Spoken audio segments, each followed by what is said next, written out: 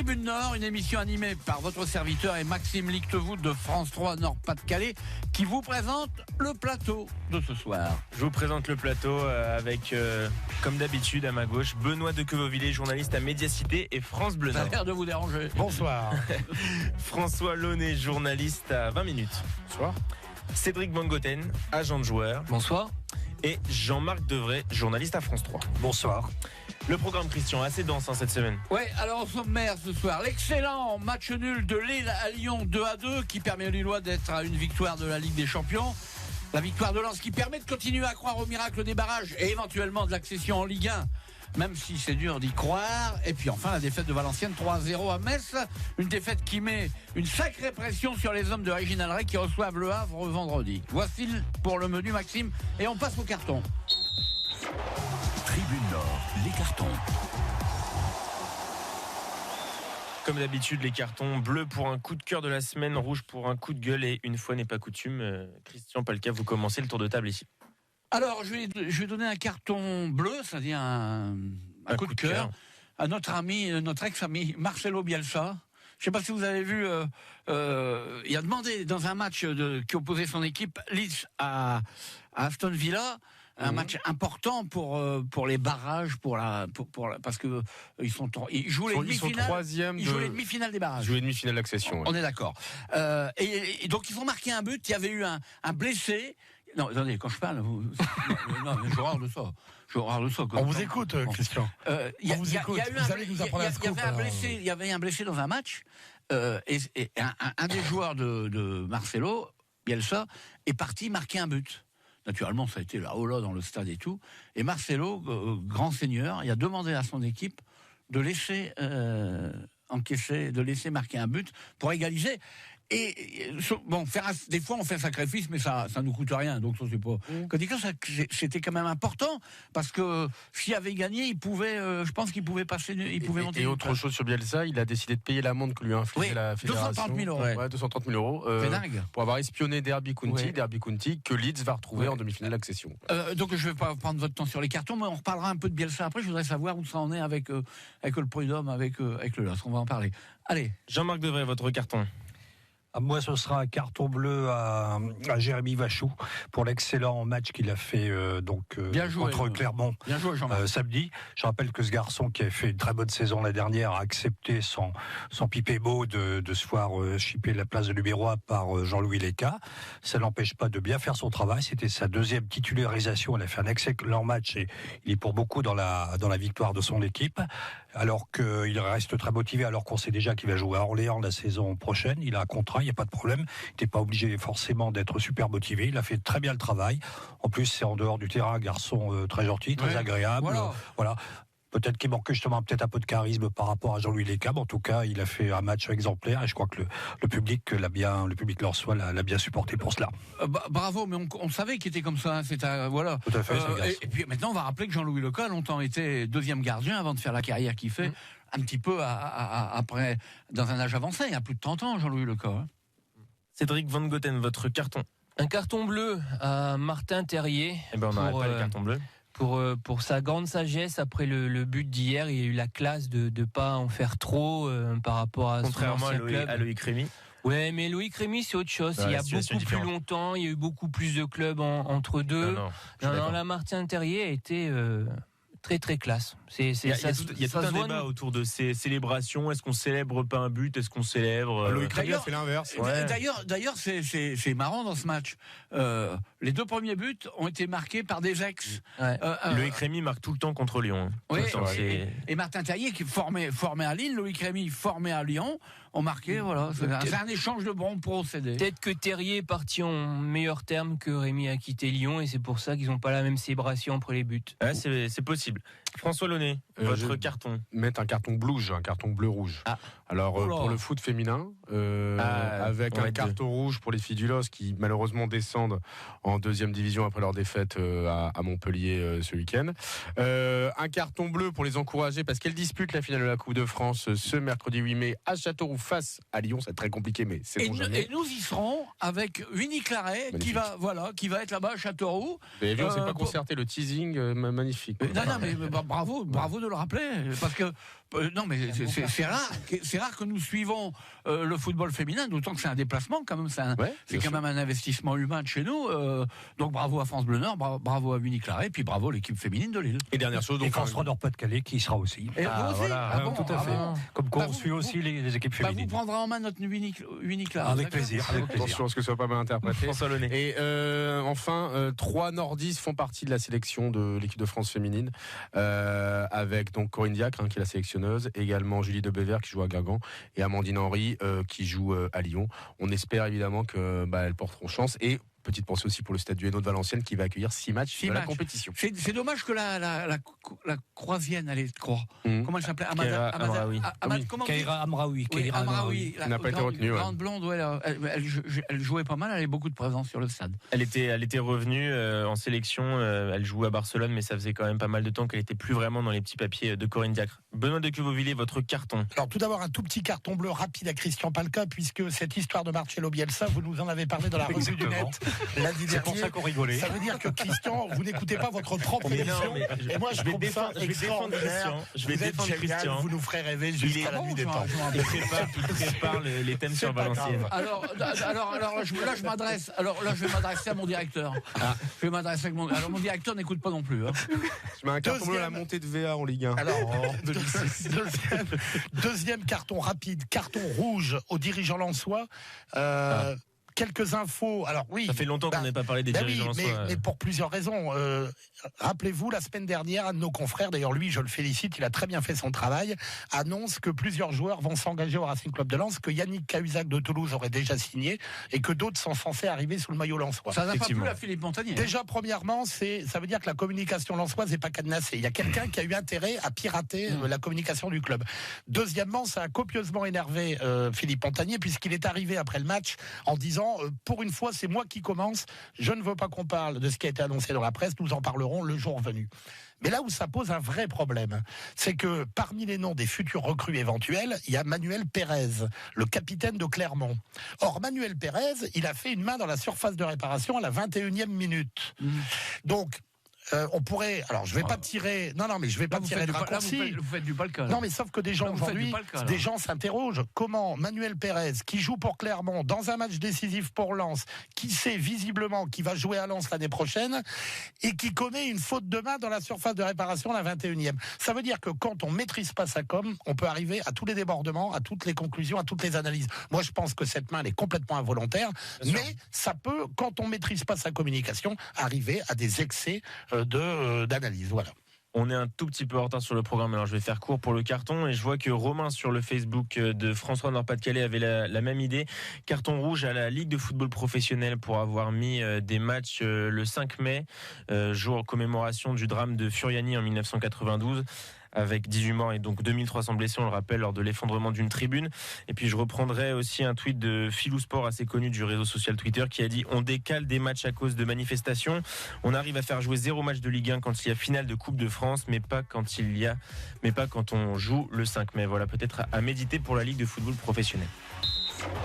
Tribune, LOSC, Christian Palka, Maxime Lichtevoet. Alors, on va commencer par Lille. Excellent match nul de Lille à Lyon. Bon, j'espère qu'on est d'accord là-dessus, que c'est un excellent résultat, messieurs. Évidemment, c'est le bon résultat qui leur permet d'avoir 3 matchs pour conclure.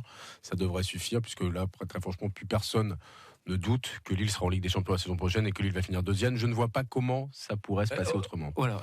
On peut même dire que si Lille gagne face à Bordeaux, c'est réglé. Ah, c'est fini. C'est fini. Alors, il y en a qui vous diront mais mathématiquement, c'est pas fait. Non, il y a 15 buts d'écart à différence de buts.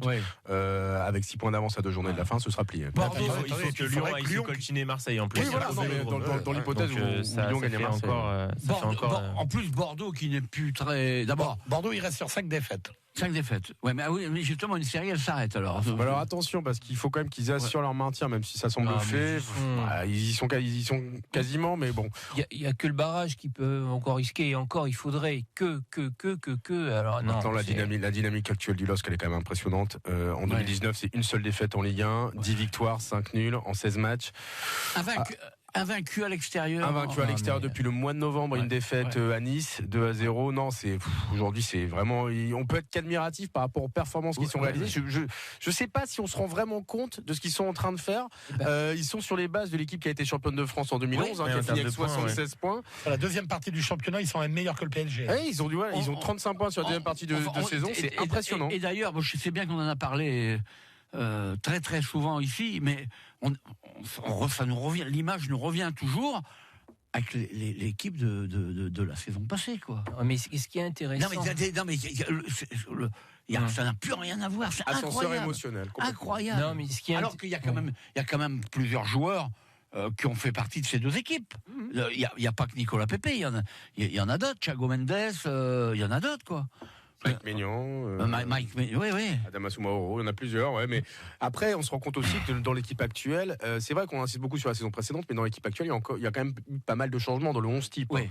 Faut pas l'oublier. Il y a eu 9 départs et 10 arrivées l'été dernier. Une des différences avec l'année passée, c'est que l'année passée, on en avait parlé d'ailleurs plusieurs fois, et tout le monde avait vu que dans cette équipe qui ramait, il y avait quand même du talent.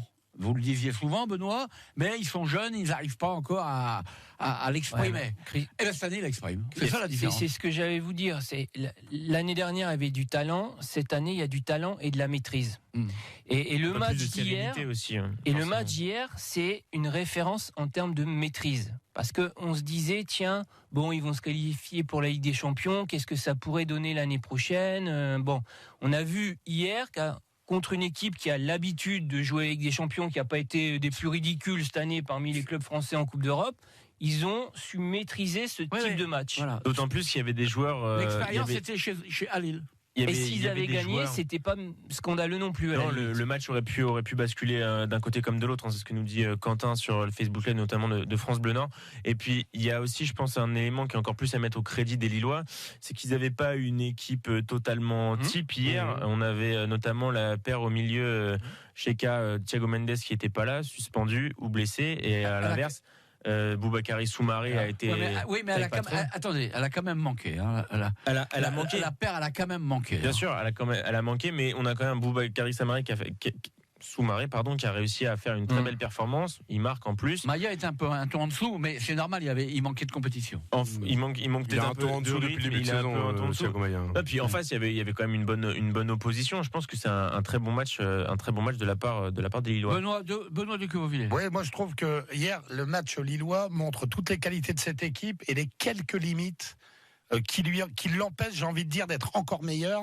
C'est-à-dire que le banc, les deuxièmes couteaux sont pas suffisamment au niveau pour dire, comme à Paris ou à Lyon, de remplacer poste pour poste. Je vais vous donner deux exemples.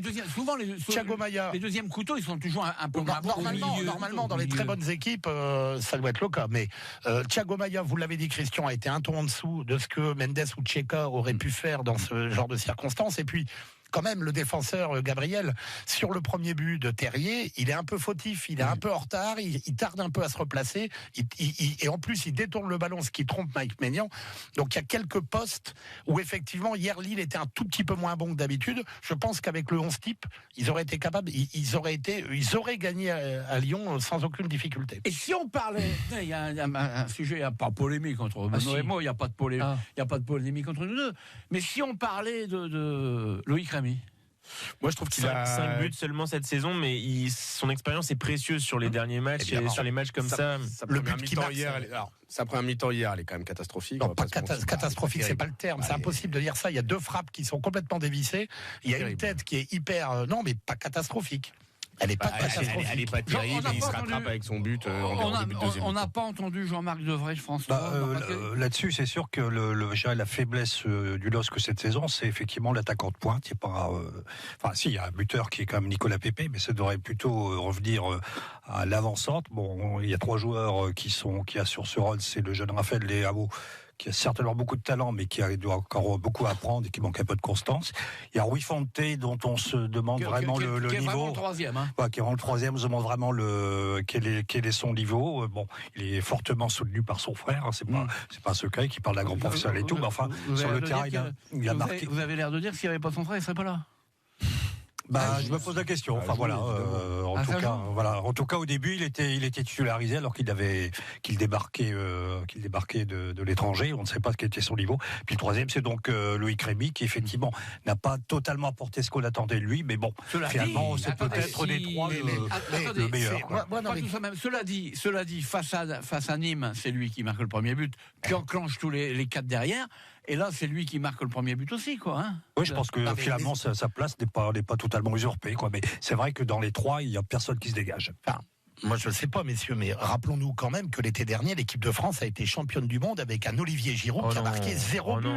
Arrêtez de juger. Ça, c'est votre truc. Non, mais attendez, moi, ce qui me gonfle, moi, je vais vous dire, ce qui m'énerve, c'est que le numéro 1 et le numéro 9 sont les deux postes les plus exposés dans une équipe de foot. C'est-à-dire que eux, quand ils ratent, quand ils sont pas 100% efficaces, ou pour marquer, ou pour arrêter un but, ils sont fustigés. Qui me parle des 15 mauvais contrôles de Selic hier, de ses montées à contre-temps, de ses mauvaises interventions? Moins de conséquences. Qui me parle de Thiago Maia au pâquerette pendant 20 minutes sur Fekir? Au début de saison, on l'a dit. On en a parlé, on vient de le dire. Attendez, Loïc Rémy, il a, dans cette équipe hier, un rôle fondamental.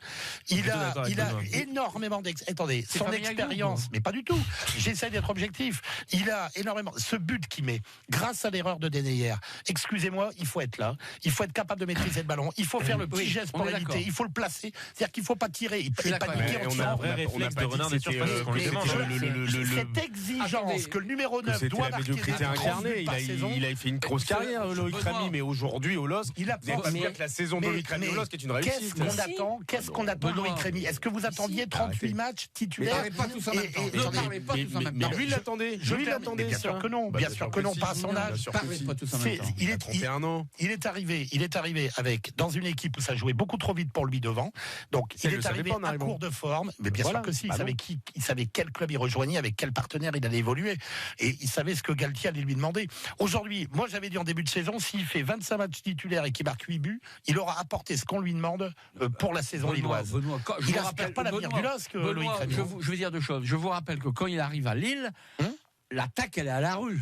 On est bien d'accord, ils sont à la rue. L'été dernier. Oui, ils sont à la rue. Mais il arrive pour être titulaire. Il arrive pour être titulaire, bien évidemment. Il a marqué des buts super importants. Voilà. Le but à Lyon, c'est ce qui plonge Lyon dans le désarroi. Contre Nîmes, c'est lui qui déclenche la deuxième mi-temps extraordinaire de ses partenaires. Il fait sa saison à 2 matchs. Il fait ce qu'on lui mais il l'a fait bien avant dans la saison. Concernant le but, vous êtes d'accord avec moi, concernant le but à Lyon de Denayer, là. Denayer, hein. Il lui donne un peu le but. Ouais, mais après, là, je rejoins Benoît. L'exécution du geste est compliquée. Oui, non. Rémy a beaucoup de sang-froid devant le but pour éliminer Lopez, etc. Mais c'est vrai que les 2 buts lillois partent quand même de bévues assez grossières des Lyonnais défensivement. Bien sûr. Et on va finir avec Rémy. Mais je voudrais que vous m'expliquiez quand même. Pourquoi vous mettez dans des états pareils quand on parle de... on parle avec passion. On parle avec passion. Ces arguments, on parle avec passion, mon cher Christian. Et conviction. Et puisque on va aller sur les sujets où on n'est pas d'accord, je vais vous dire une deuxième chose. C'est que sur le but de Dubois, Mac-Ménian, excusez-moi, elle lui passe à 50 cm et j'ai appelé parce que je voulais... Attendez, est-ce que je peux terminer une phrase, François? J'ai appelé un entraîneur adjoint dont je tairai le nom parce qu'il m'a dit ne me cite pas à l'antenne. Donc j'ai appelé un entraîneur adjoint d'un club de foot professionnel en lui disant est-ce que tu as regardé le match? Oui, qu'est-ce que tu penses du but de Dubois? Bon, il me dit Ménian devrait faire beaucoup plus d'exercices sur se jeter au sol, ce qu'on fait régulièrement à l'entraînement avec les gardiens. Sauf qu'à sa décharge, il a déjà fait un arrêt au premier poteau, donc il se replace, il y a un deuxième arrêt sur sa ligne d'un partenaire, et effectivement le ballon lui arrive très très vite, la frappe de Dubois est puissante. Mais quand même, il n'est pas exempt de tout reproche sur ce but. Avec ma petite expérience, je vous dirais que c'est rare qu'un gardien est très fort dans les airs et au sol. Il travaille toute l'année pour ça. Il y a une note polémique sur le match quand même, parce que vous avez essayé de me convaincre que le but annulé à Toulouse était justifié dans son annulation. Hier, il y avait quand même un vrai pénalty pour Lille à la 5e minute avec la main de Denayer. Vous n'allez pas me dire le contraire, j'espère. C'est plus pas du tout l'action. Ah si, il y a une main. Quasiment la même action sur laquelle Marc, Rémy et Denayer se ratent. en début de match, à 5e minute, il y a la même action, sauf que Denayer se rate pas parce qu'il met sa main. Moi, elle me semble. Effectivement, il y a un mouvement du bras vers le ballon. Ça a été évoqué en tribune de presse à la mi-temps à Lyon. Mais alors, on a des matchs où ce type d'action, c'est pénalty ou but annulé, et puis on a des matchs où ça ne l'est pas. Donc, il va falloir vraiment faire quelque chose parce que là, ça devient plus possible. Ça reste de l'interprétation après au niveau des mains dans la surface de réparation, c'est pas toujours évident. Donc, on va revenir à Lille et puis à. Il faut signaler sur Lille, c'est quand même. Je trouve qu'on n'a pas beaucoup insisté là-dessus, mais il faut le faire. C'est le fait que face au gros du championnat de cette saison, ils sont là, quoi. 2 matchs nuls à chaque fois, 2 partout contre Lyon, une défaite à Paris, mais une victoire étincelante au retour. Et 2 victoires contre Saint-Etienne, qui est quand même l'équipe aussi en forme du moment. C'est clair que c'est 2 victoires contre Marseille. C'est clair qu'ils sont 2e, mais c'est la 2e meilleure équipe derrière le PSG. Et c'est clair aussi que cette année, en 2019, c'est la meilleure équipe française. Meilleure défense du championnat, 31 buts encaissés. 2e meilleure attaque. 2e meilleure équipe à l'extérieur. 3e meilleure équipe à domicile. Ouais. Un nombre de points, 69, impressionnant après 35 journées. Non, franchement, ils ont des stats aussi bonnes que celles que l'équipe qui. C'est pour insister sur le fait que on n'est pas sur un 2e au rabais, parce qu'il y a beaucoup de gens qui disent oui, Monaco a raté cette saison, Marseille a raté cette saison. Personne autour de la table n'a dit que c'était un 2e au rabais. Mais je vous dis dans ceux qui suivent le foot au niveau national. Mais très sérieusement, c'est une saison épatante, impressionnante. Est-ce qu'il y a un 2e qui met 5-1 au premier, c'est pas au rabais? Dernier mot sur. Oui. Il y a une statistique où ils seront moins bons, c'est que l'année où ils sont champions, Moussasso marque 26 buts. Oui. Je suis pas sûr que Pépé arrive à 26 à la fin du championnat. Avec à droite Eden Hazard et à gauche Gervinho. Et puis et derrière Cabaye qui a envoyé tout c'était aussi l'équipe. On a fini avec le LOSC. On va pas perdre de temps. Non mais oui, merci Timothée. Timothée il réalise l'émission. On a fini avec le LOSC, mais j'ai encore une question. On va pas perdre de temps. Si vous avez une réponse à amener, je voudrais revenir à qui sait où ça en est dans l'affaire juridique, c'est-à-dire prud'homal avec Bielsa et Lille. On ne sait pas. Ça existe toujours. Je suis pas sûr qu'ils discutent encore. Je crois qu'ils discutent encore entre les deux parties. Même s'il n'y a pas eu un accord à l'amiable qui a été trouvé. Et ils n'en parlent pas, Ça reste confidentiel. Je suis pas sûr que ça se poursuive au prud'homme. Je demanderai à l'avocat que je connais bien qui s'occupe du LOSC. Quand je vais, je demanderai. Allez, dans un quart d'heure, Christian, vous ne me demandez pas. C'est la revue du net. Et vous allez écouter cette semaine. Et que non mais attendez, on retrouvera dans le carton bleu la semaine prochaine. Je vous provoque un peu. Non mais je vois pas pourquoi je peux pas donner un carton bleu sur un truc où j'ai réagi. Voilà. J'ai mis une semaine pour réagir. Pas de problème. C'était le best-of de la rubrique de la semaine dernière. Non, donc dans la revue du net, on reparlera un petit peu des nordistes qui participeront à la Coupe du Monde en France, la Coupe du Monde féminine. On parlera de Franck Ribéry et d'un ancien Lillois, Divock Origi. Tribune sang et or. Allez, on passe à Lens. Alors, autour de la table, Maxime Lictevout, France 3 Nord-Pas-de-Calais, Benoît de Quevauvillers, Médias-Cité, François Launay, 20 minutes, Cédric Van Gothème, agent de joueur, et Jean-Marc Devray, France 3 Nord-Pas-de-Calais. On passe à Lens. Lens, victoire, je veux dire... étriqué. Oui, compliqué. Oui, non, mais victoire, peut-être, mais victoire. C'est pas ça que c'est pas le mot que je voulais dire. Victoire très importante, mais à 10 contre 11. Oui, mais est-ce que c'est une victoire qui va changer la face des choses? C'est une victoire indispensable déjà. Sans cette victoire-là, à la 75e minute, ils étaient indispensables. Pourquoi faire s'ils gagnaient pas ce match-là, c'était terminé. D'espérer encore les barrages, quoi. Non, c'était pas. Non, là, c'était quasiment terminé. Là, ça maintient vraiment l'espoir. Ouais. Et ça les relance dans une dynamique un peu plus positive. Et en tout cas, ils savent qu'ils peuvent encore aller chercher quelque chose. Alors oui, ce sera compliqué parce que la semaine prochaine, ils vont à Ajaccio, qui joue son maintien en Ligue 2. Ils auront 3 défenseurs. Vendredi, ils auront 3 défenseurs absents, mais réjouissons-nous qu'ils ont encore une chance d'aller chercher un barrage. Et très sincèrement, on ne sait jamais ce qui peut se passer. S'ils vont chercher un barrage, tout peut arriver. Alors, ce qui est satisfaisant, c'est l'état d'esprit qu'ils ont montré, parce qu'ils ont joué quand même les 3 quarts du match à 10 contre 11. Il y a eu énormément d'occasions pour les Clermontois qui ont été un petit peu nonchalants d'ailleurs. Pas très efficace devant le but, on va dire. Il y a un arbitrage assez mouillard de Michael Lesage, qui est pourtant un des meilleurs arbitres français. Bon, Lens est en difficulté avec Michael Lesage. Hein. Oui, je pense que c'est un petit peu le hasard, mais en tout cas, lui a fait un arbitrage de Ligue 2, alors que c'est un très bon arbitre international maintenant. Non. Donc voilà, tout était réuni pour que Lens perde. Et puis bon, ils ont fait preuve je dirais, de solidarité surtout. Ouais. Et donc c'est quelque part une victoire un petit peu fondatrice. On me dirait à 3 journées de la fin, c'est peut-être un peu tard. Mais en tout cas, c'est un peu ce que disait Steven Fortes, c'est que finalement cette victoire acquise comme ça. Au forceps, à l'arraché, au courage, ressoudent peut-être plus à la coupe que s'ils avaient dominé la rencontre. Je suis d'accord avec vous, Jean-Marc. Mais d'ailleurs à Brest, ils ont perdu 2-0, mais ils avaient déjà été méritants, quoi. Ils avaient rien, on n'avait rien à leur reprocher à Brest. Là, ils étaient passés au travers 2-0, mais ils avaient fait un beau match, ils étaient battus. Voilà. Au note d'espoir de mes 2 camarades, je rajouterais quand même la ressource du groupe qu'on ne pensait pas, puisque les 2 joueurs décisifs qui sont Bensa et Mendy sont rentrés en cours de match. C'est des joueurs qu'on n'avait pas trop l'habitude de voir cette saison.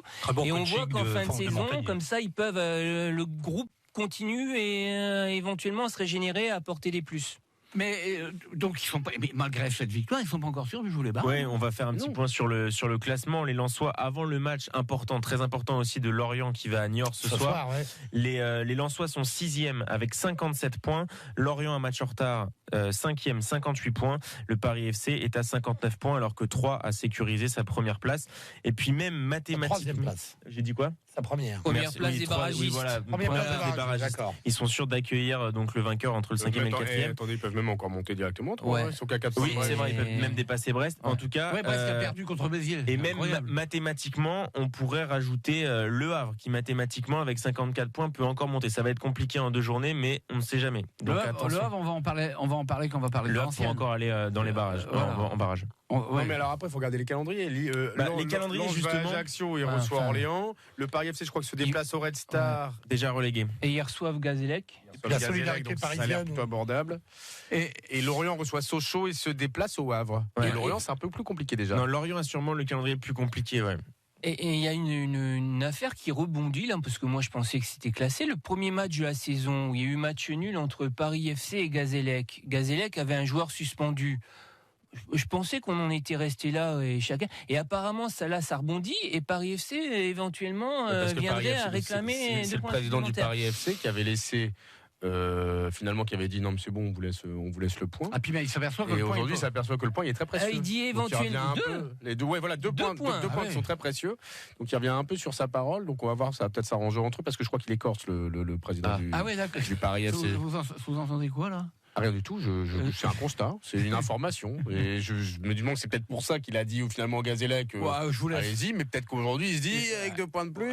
Je récupère, voilà. Ce sera un peu plus facile de jouer les barrages. Donc on va voir comment cette affaire va se régler. Mais vous avez raison, Cédric, c'est un peu bizarre que ça ressorte maintenant, quoi. Vous parliez tout à l'heure, François, des absents côté lensois qui va y avoir vendredi à Ajaccio. Donc 111 est suspendu, accumulation de cartons jaunes. Pareil pour Aïdara, le troisième. Le 3e, c'était du Verne. Du Verne. Donc ça risque de peser un peu les 3 quarts de la défense. En déplacement, en plus, le RC Lens est rarement très rassurant. Chez un club qui joue le maintien. En Corse, on se rappelle la Ajaccio la saison dernière pour la montée, comment ça s'était passé face au Havre. Et le Gazélec cette année, vous mettez Mendy à la place d'Aïdara, vous mettez Tarat à la place du Verne. Tarat, ça risque d'être. Non, mais il va falloir qu'il joue de toute façon, Tarat. Mais alors physiquement, est-ce qu'il est pas un peu en manque de rythme, Tarat? Les deux clubs, le Gazélec et la Ajaccio, ils jouent le maintien. Ils ont 39 points tous les deux. C'est chaud pour eux. Je voudrais revenir à ce que Benoît, on a parlé de Yannick Cahuzac et Manu Pérez. C'est pas aussi bon. Naturellement, il y a une fuite, ça devait pas se faire, mais ça prouve pas aussi que à Lens, chez les dirigeants, on est déjà en train de préparer la saison prochaine. Sous l'angle Ligue 2. Ouais, c'est une bonne remarque parce qu'en effet, on a vu le profil des joueurs et ça ressemble plus quand même à des joueurs de Ligue 2 expérimentés de Ligue 2 pour viser une montée Ligue 1. Pour viser évidemment une montée en Ligue 1 qu'un recrutement Ligue 1. Bon, ils préparent l'avenir, ils ont pas tort. Voilà, et je pense que la grande nouvelle à Lens, c'est ça. Ça sous-entendrait que Monsieur Joseph il s'est laissé fléchir pour remettre la main au portefeuille. Non, parce que Cahuzac, il est libre de tout contrat, donc il coûte pas grand-chose. Pérez aussi. Oui, non, mais je veux dire. Pérez aussi. C'est d'ailleurs pour ça qu'ils ont déjà signé, parce que depuis janvier, ils peuvent faire ce qu'ils veulent. Des mecs qui coûtent 0. Oui, mais on parlait à un moment de vente. Ça prouverait que pour l'instant, on a parlé de vente un peu. Il va y avoir des ventes. Non, mais après, il y aura des ventes de joueurs si vous voulez faire entrer de l'argent. Vente du club. Et ça, on n'en sait rien, Christian. Vous savez.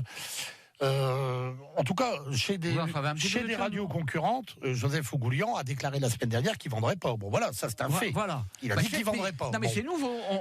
On pensait. C'est vrai qu'il ne s'était jamais officiellement positionné dans ce sens-là. Et c'est ça la bonne nouvelle, à mon avis. Mais moi, je ne suis pas d'accord forcément avec vous. C'est une bonne nouvelle. Oui, c'est pas. Enfin, ça dépend dans quelles conditions. Est-ce qu'il garde le club pour réinvestir, pas investir, faire uniquement un recrutement avec des bons coups? Enfin, on ne peut pas dire aujourd'hui que c'est une bonne nouvelle pour le club. Mais ça va être dans la continuité du programme, du projet Joseph Ougoulian. Qui avait, il n'y a rien de machiavélique dans ma question, hein. Qui avait recruté Éric Roy? C'est lui. C'est monsieur Joseph, hein. Ah oui, bien sûr. Et c'est lui qui l'a fait partir aussi, naturellement. Enfin, il l'a fait partir. Éric Roy qui est parti lui-même. Éric Roy a provoqué son départ. Oui, d'accord. Donc ça veut dire que Philippe Montagnier a tout le crédit, quoi. Tout le crédit, par rapport à la direction. Mais ça veut dire ça. Ils ont toujours donné 2. En général, à Lens, ils donnent 2 saisons aux gens. Hein. Ouais. Casanova avait 2 saisons. Ouais. Il s'est fait débarquer en cours de 2e saison, mais il était parti plutôt sur 2 saisons.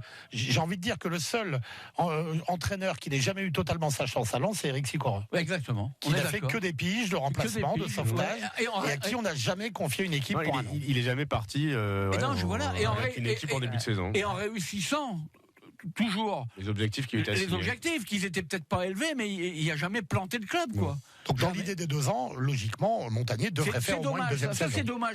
C'est dommage pour Eric Sicora, alors qu'on sait qu'il a envie de retrouver un terrain et tout. J'ai l'impression que ça le pénalise un petit peu. Surtout que, je veux dire, pour l'instant, les faits n'ont pas forcément donné raison à ses successeurs. Exactement. Il n'y a pas eu de grandes performances. Qu'est-ce qu'aurait fait Sicora avec cette équipe-là? On ne saura jamais. Il aurait peut-être pas fait pire. Hein. Quelques réactions, messieurs, et notamment, on parlait de l'entraîneur du RC Lens, Philippe Montagnier, sur les réseaux sociaux. Ludovic, qui lui est assez remonté contre Philippe Montagnier, qui dit qu'il croit à son départ et prédit même avec peut-être un peu d'ironie qu'il sera peut-être chroniqueur dans Tribune Nord l'année prochaine. Alors, à voir. En tout cas, et puis les supporters qui sont quand même assez défaitistes. Alexandre qui nous dit notre parcours en milieu de saison a été une faute professionnelle, la montée via les barrages, je n'y crois plus. Et enfin Damien qui lui essaie de garder un peu d'optimisme, qui nous dit tant qu'il y a de la vie, il y a de l'espoir. Mais contrairement aux pronostics il y a quelques semaines, les supporters lensois semblent un peu plus pessimistes. Faut rassurer quand même tout le monde, c'est-à-dire que les barrages, c'est pas basé sur la saison que vous venez de faire en championnat. Enfin si, le fait que vous jouez les barrages, mais c'est vraiment la montée via les barrages, un autre championnat qui va commencer. Ça se joue sur un match. Bien sûr. Non, mais je crois que ce qu'Alexandre en l'occurrence voulait dire, c'est qu'il pense que les Lensois ne finiront pas dans les 5 quoi qu'il arrive. Mais Lens 5e, oui, on est d'accord, c'est un nouveau championnat qui commence, c'est de la confrontation directe. Là-dessus, il n'y a pas de problème. Mais après, il faudrait, si Lens est 5e et qui devient après 4e et qui devient 3e et qui est qualifié pour les barrages face au club de Ligue 1, il faudra se poser la question contre qui ils vont jouer. Là, ça va être plus compliqué. Moi, je suis pas forcément d'accord.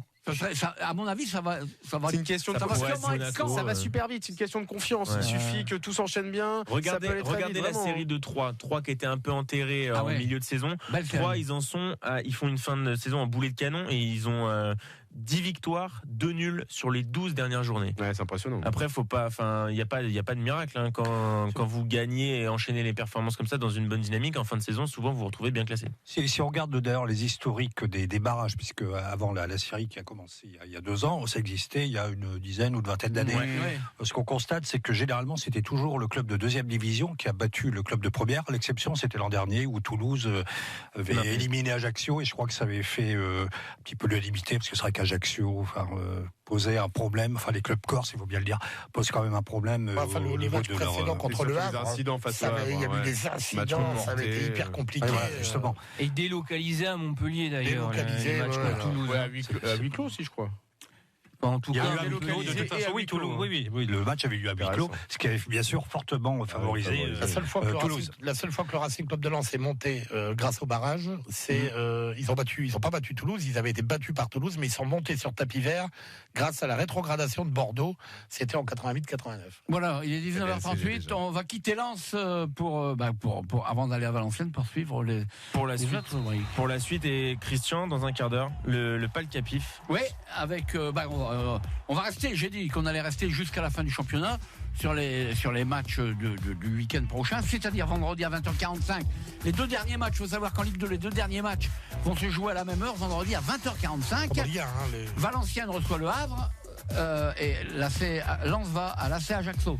2 matchs à suivre en direct sur France Bleu Nord, je le dis. Et puis dimanche à 17h, Lille-Bordeaux. Voilà, les pronostics se feront là-dessus tout à l'heure. Lille pourra sécuriser éventuellement sa 2e place. Tribune Nord, le tour du net. Le tour du net avec vous, Maxime Lichtevoet. Vous allez nous parler de ce que vous venez de dire tout à l'heure. Et moi, j'en reparlerai la semaine prochaine. Avec plaisir. Je vais rebondir un peu sur ce que disait François Launay, un tout petit peu détaillé ce que disait François Launay tout à l'heure. C'est vrai que Corinne Diacre a donné la semaine dernière en prime time, c'était à la télévision, la liste des 23 joueuses qui allaient être convoquées pour la Coupe du Monde en France. 2 nordistes sur le terrain ont été convoquées, donc Amandine Henry, 2 joueuses nordistes qui n'ont pas du tout les mêmes parcours, et notamment les parcours en équipe de France. Amandine Henry, 29 ans, 83 sélections, formée à l'Homme, à Lambersart, elle est née à Lille. Elle a joué à Lyon, ensuite elle s'est expatriée aux États-Unis, assez longue carrière et beaucoup de titres, notamment avec l'Olympique Lyonnais. De l'autre côté, Julie De Weber, 31 ans, De Bever, excusez-moi, j'ai fait une petite erreur. 2 sélections, née à Marc-en-Barœul. C'est une demi-surprise parce qu'elle a quand même assez peu joué. Elle le disait notamment à nos confrères de La Voix du Nord aujourd'hui que c'était une demi-surprise pour elle. Elle évolue actuellement à Guingamp et donc on le disait, pas de Keira Amraoui. C'était une idée de carton éventuellement que j'ai eue et personne ne l'a dit autour de la table. C'était un carton bleu donc pour en parler, le fait que Franck Ribéry, c'est désormais officiel, va quitter en fin de saison le Bayern Munich. Le club bavarois l'a officialisé aujourd'hui. Franck Ribéry qui continue pourtant de marquer. Il a encore marqué samedi en championnat. On vous en parlait ici il y a quelques semaines. C'est vraiment la fin de l'ère Robben Ribéry. Ça annonce peut-être l'arrivée de Nicolas Pepe au Bayern. Ou le carton bleu de la fin prochaine. Si je dis pas de bêtises, des profils similaires quand même. Si je dis pas de bêtises, de mémoire, il doit avoir. Vous savez, je suis un spécialiste des dates, moi. 36 ans, Ribéry. Exactement. Il est en 83. Ouais. En tout cas, il a joué déjà depuis 12 saisons. Il est arrivé au Bayern après la Coupe du Monde 2006, si je fais pas d'erreur. 422 matchs jusqu'à aujourd'hui, plus de 20 titres et 123 buts, toutes compétitions confondues avec Ribéry, dont on a pas mal parlé parfois en France, notamment avec ses phrases ou l'histoire de la côte de bœuf doré, etc. On a eu un peu tendance peut-être à oublier ces derniers temps qu'il a fait un parcours incroyable avec le Bayern Munich. C'est une immense carrière et c'est vrai qu'il a un peu il a malheureusement pâti de son image et il avait un peu le délit de sale gueule. Franck Ribéry, il a quand même fait 3e au Ballon d'Or, une saison exceptionnelle en 2013. Un Ballon d'Or qui derrière Messi et Ronaldo normalement volé, mais en tout cas un Ballon d'Or qui lui est resté en travers de la gorge. C'était un des joueurs qui débordaient quoi. Et puis il a eu vraiment, c'était la Coupe du Monde. Rappelez-vous ce but à la Coupe du Monde 2006 contre l'Espagne. Vas-y mon petit, le fameux de Thierry Gilardi. Exactement. Et la dernière information de cette revue du net, je voulais vous parler de Divock Origi. J'ai vu que tout à l'heure vous avez fait une tête surprise. Oui, parce que je me demandais où il était. Parce que je l'ai complètement. Non, j'aimerais bien, mais non. Il a peut-être sauvé la peau de Liverpool. Soit vous n'étiez pas à l'émission, donc je vous pardonne, mais j'en avais déjà parlé il y a quelques mois dans une revue du net. Divock Origi joue très peu avec Liverpool, mais quand il joue, il est décisif. Et ce week-end, il a encore marqué un but ô combien important pour les Red Devils de Jürgen Klopp. Il a permis dans les dernières minutes à Liverpool de l'emporter face à Newcastle 3-2, alors que Salah était sorti sur blessure. Ils ont donc 2 points d'avance sur Manchester City, mais les Citizens sont 1 match de retard, donc les Citizens ont encore 2 matchs à jouer et les Reds 1 seul. Peu de temps de jeu cette saison néanmoins pour le Belge. 302 minutes jouées seulement, mais quand même 3 buts marqués à chaque fois. Il est décisif.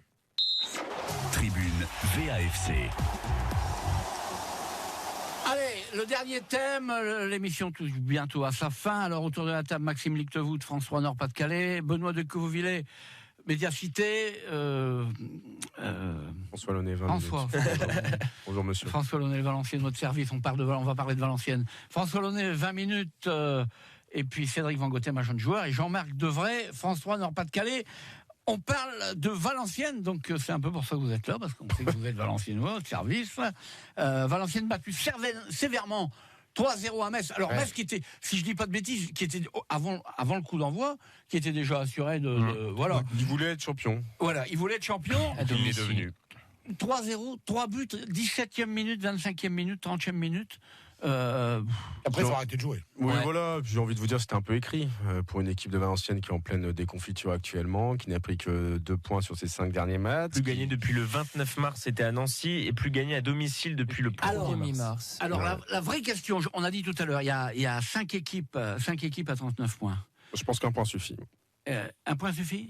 Alors, en le étant là, calendrier n'est pas facile non il plus pour les reste autres. il reste 2 matchs. Alors, allez, attendez, supposons. Hein, on va noircir le truc pour aller dans les situations extrêmes. Supposons qu'ils perdent leurs 2 matchs. Est-ce qu'ils malgré tout ils peuvent se sauver? Alors, perdre les 2 matchs. C'est compliqué, mais c'est même pas dit qu'en perdant les 2 matchs, ils soient 18e, parce que ils sont 14e, ils sont pas 17e. C'est-à-dire qu'il y a 4 équipes qui sont derrière. Voilà, il y a beaucoup d'équipes derrière. Des équipes qui n'ont pas des calendriers évidents non plus. Sochaux se déplace à Lorient quand même vendredi. Et Sochaux n'est pas dans une bonne dynamique. Sochaux ne va pas bien. L'AC Ajaccio reçoit Lens. Lens, c'est pas non plus un cadeau pour une équipe qui joue le maintien. Alors oui, le calendrier est compliqué parce qu'ils reçoivent le Havre et après ils vont à Auxerre, en espérant qu'Auxerre soit sauvé pour avoir une équipe libérée face à elle. L'AC Ajaccio va à Brest au dernier match. Et l'AC Ajaccio va à Brest, sauf que Brest sera peut-être sauvé. Enfin bref, en tout cas, l'AC Ajaccio a un calendrier compliqué. Moi, je pense que ça va le faire pour Valenciennes au niveau sportif, puisque ils sont 14e et pas 10e. S'ils étaient 17e, j'aurais un tout autre discours. Là, ils sont 14e, ça veut dire qu'il faut qu'il y ait quasiment un sans faute. Il faut que tout le monde. Ce qui est sûr, c'est que s'ils prennent un point face au A, je pense qu'un point, moi, ça suffit. 40 points, ils se maintiendront. À la limite, nous, qu'à le prendre à Auxerre, ça sauve les 2. Et puis voilà.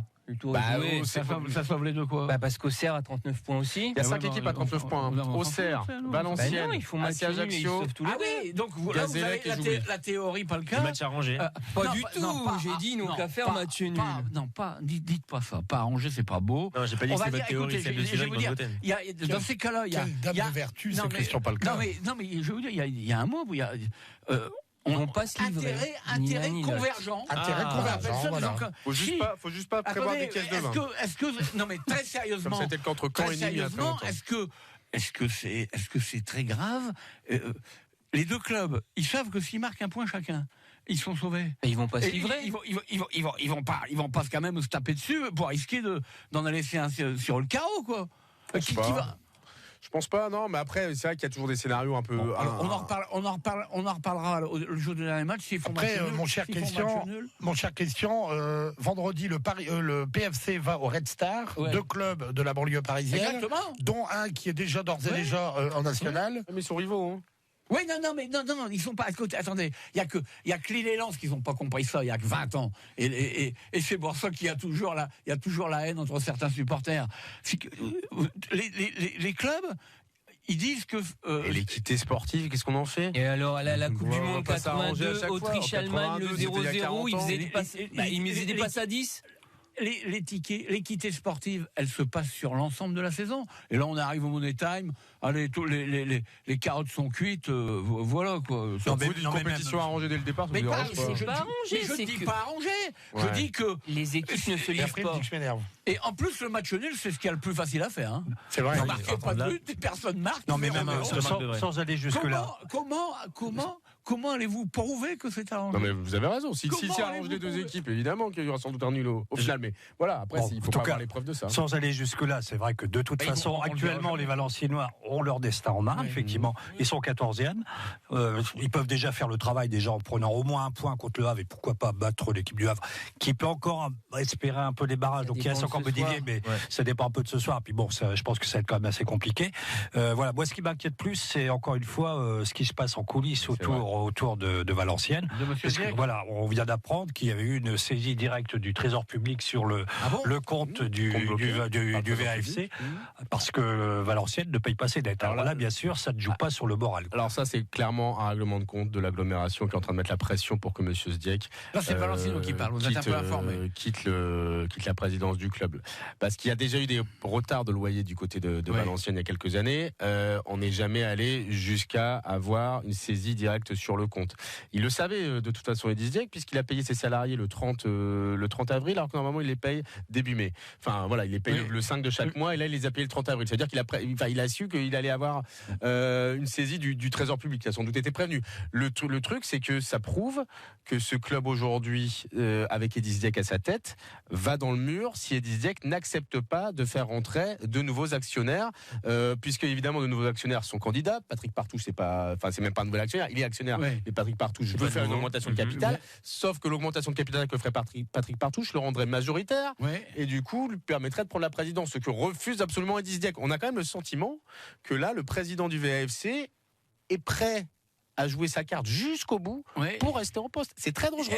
C'est un jeu très dangereux. Est-ce que ce qui se passe actuellement, ça a un rapport à ce qui a été annoncé il y a 15 jours, qu'Eddy Zdiek se présenterait au municipal à Rennes? Ça n'a rien à voir. Ça n'a rien à voir puisque déjà. Non mais ça sert bien le personnage. Il se présente à Rennes face à un candidat qui a fait 75% en 2014, donc c'est quand même un sacré pari que prend Eddy Zdiek. Et au-delà de ça, on peut se dire que, il va falloir qu'à un moment par rapport à Valenciennes, il va falloir quand même prendre des mesures. Il faut faire rentrer de l'argent frais, sinon le club ne pourra pas s'en sortir. Maxime, à ce propos, c'est les supporters valenciennois qui ont bien compris que François était bien informé sur le cas du club et ce qui se passe en coulisses. Le compte notamment de supporters valenciennois Ningesfer qui vous demande directement, Monsieur Launay, est-ce qu'il est envisageable que Zdiek parte cet été, à votre avis? Franchement, s'il n'a pas d'autre choix, parce que les clubs qui veulent recruter des joueurs de Valenciennes sont très au courant des difficultés financières du club. Donc il ne faut pas croire que, je pense pas, sauf qu'il y a un accord déjà trouvé, que les joueurs vont partir tout de suite. Je pense notamment à Julien Masson. La seule solution pour Eddy Zdiek de rester en poste, c'est de vendre ses meilleurs joueurs. Julien Masson, Tony Mauricio. Ça risque d'être le cas. Mais sauf que derrière, il va falloir reconstruire, parce que vous avez 12 joueurs qui sont soit prêtés, soit en fin de contrat. Vous avez un staff qui n'a toujours pas été prolongé, qui ne sera. Et je ne sais même pas si le staff a envie de prolonger, parce qu'aujourd'hui, l'ambiance au sein du club est délétère. Mais vraiment. François. Donc c'est très compliqué. François, mais pour agir comme ça, s'il se trompe, il va dans le mur. Pourtant, il a prouvé, vous êtes d'accord avec moi, il a prouvé ces derniers temps qu'il était loin d'être bête. Je dis pas ça. Je dis juste qu'aujourd'hui, encore une fois, il n'a pas les moyens de ses ambitions. C'est-à-dire que pour avoir des ambitions, il faut remettre un peu. Il faut à chaque fois remettre au pot. Mais il a remis déjà au pot. Mais aujourd'hui, je pense qu'il a plus les moyens de remettre au pot. Ou alors il prouve l'inverse. Il remet au pot pour rester et pour aller. Ou alors il va chercher de nouveaux actionnaires qui lui permettront de rester majoritaire. Et dans ces cas-là, il pourra continuer à rester président. Mais si plus personne ne veut mettre, parce qu'au-delà de ça, il y a aussi des fournisseurs qui aujourd'hui viennent frapper à la porte du club et dire quand est-ce qu'on est payé. Ça devient compliqué. Il y en a beaucoup, ça? Il y en a quelques-uns, donc ça devient compliqué. Et on verra. Alors, ça se trouve, il va peut-être trouver une nouvelle parade, parce qu'il est, encore une fois, il en est capable de s'en sortir. Mais j'ai l'impression qu'au fur et à mesure des années, la pression se resserre. Et en plus, il est complètement lâché par les politiques, puisque les loyers, il les doit à l'agglomération. Qui demande au Trésor public de saisir le compte? Si l'agglo veut s'arranger avec Eddy Zdiek, ils le peuvent. Alors, directement. Dernière question à ça. Alors, je sais que certains vont répondre. Est-ce que les mauvais résultats depuis 3-4 matchs dépendent un peu de ça, sont un peu ça n'aide pas. Alors il y a eu la vente avortée du club, et il y a aussi le fait qu'il y a pas mal de joueurs qui sont soit en fin de contrat, soit prêtés, et donc qui l'avenir de Valenciennes, ça les concerne plus trop. Alors il y en a certains qui sont pros jusqu'au bout, mais il y en a d'autres inconsciemment ou consciemment, c'est plus trop leur problème. Plus jeunes, pas forcément l'habitude. Donc voilà, c'est compliqué. Après, j'ai quelqu'un à ma gauche qui connaît bien la situation. C'est pas forcément des joueurs qui lâchent parce qu'ils seront plus l'année prochaine. Je pense qu'il y a beaucoup de joueurs dans l'effectif. Ils pensaient que l'objectif maintien était atteint. Et c'est là où ça a lâché. Et au soir de la 30e journée, ils avaient beaucoup plus d'avance sur le barragiste. Ils étaient 11e. Quand on a commencé, on savait, dans les médias, certains s'offusquaient que des joueurs, apparemment, entre eux, pensent à la 5e place. Nous, même ici, on avait demandé à Saliusis, mais alors, est-ce que symboliquement, vous visez pas une entrée dans le top 10 ? Moi, je rejoins plutôt Cédric Van Goten sur le fait que certains joueurs, sportivement, ont peut-être cru que c'était fait. Le vrai tournant, c'est Béziers. Vous menez 5-3 à la 80e. C'est avant. C'est même avant, je pense. C'est avant.